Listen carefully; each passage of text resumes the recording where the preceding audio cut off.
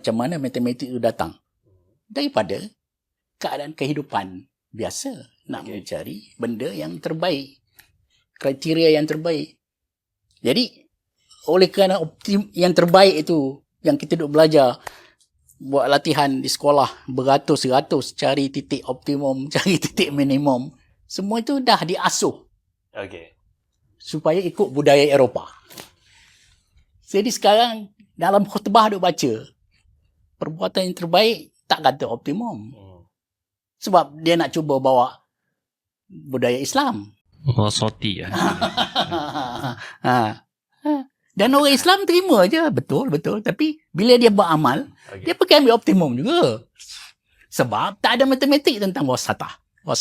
Wusta. Apa dia matematik wusta? Matematik pertengahan. Maknanya untuk menggantikan konsep optimum sebagai terbaik. Kita buat model baru. Maknanya menggunakan budaya baru. Baru dapat matematik yang baru. Matematik yang berbeza.